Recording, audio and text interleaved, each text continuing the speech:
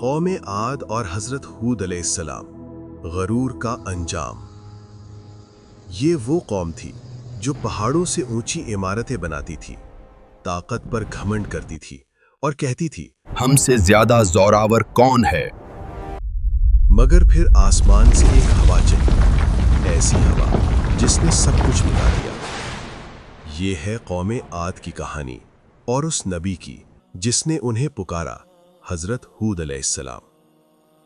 قوم عاد عرب کی قدیم ترین تہذیبوں میں سے ایک، یمن اور عمان کے درمیان احقاف کے علاقے میں آباد، جہاں اونچے محلات اور وسیع باغات تھے۔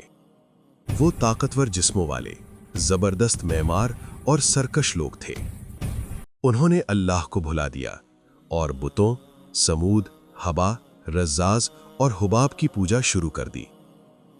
تب اللہ نے اپنی رحمت سے ان میں ایک نبی بھیجا، حضرت ہود علیہ السلام، جو انہی کی قوم سے تھے۔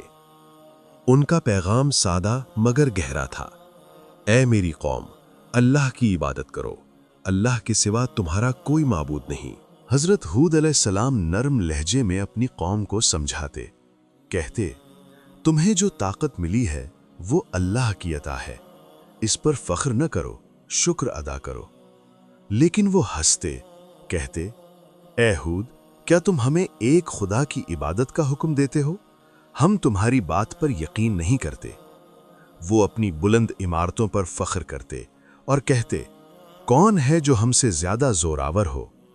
مگر حضرت ہود علیہ السلام صبر سے جواب دیتے، اللہ تم سے زیادہ طاقتور ہے، تم اس کی نعمتوں کو بھول گئے ہو۔ حضرت ہود علیہ السلام نے بارہا کہا، اے میری قوم، اپنے رب سے بخشش مانگو، وہ تم پر بارشیں برسائے گا، تمہاری طاقت بڑھائے گا۔ اگر تم مجرم بنے رہو گے تو اللہ کا عذاب تم پر آئے گا۔ مگر وہ باز نہ آئے۔ ان کے دلوں میں غرور، آنکھوں میں تکبر اور کانوں میں حق سننے کی طاقت باقی نہ رہی۔ اور پھر وہ لمحہ آیا جب آسمان پہلے ایک خوشگوار بادل افق پر نمودار ہوا۔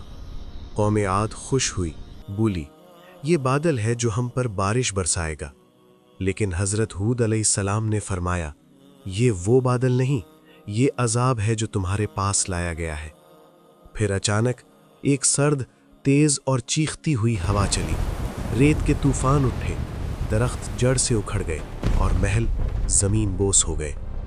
قرآن کہتا ہے، ہم نے ان پر ایک آندھی بھیجی جو 7 راتیں اور 8 دن تک مسلسل چلتی رہی، اور تم دیکھتے کہ وہ لوگ ایسے گر پڑے جیسے کھجور کے تنے زمین پر گرے ہوں۔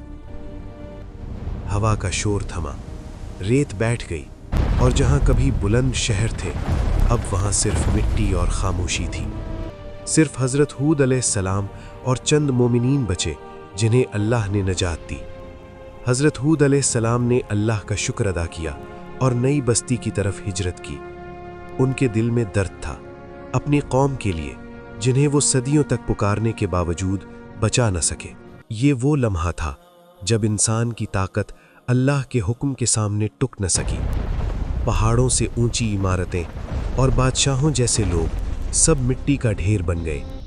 اللہ نے فرمایا، سو دیکھو کہ ان کے رہنے کے مقامات کیا ہوئے، ان کی بستیاں ویران ہو گئیں۔ بے شک ان میں نشانی ہے ان لوگوں کے لیے جو سوچتے ہیں۔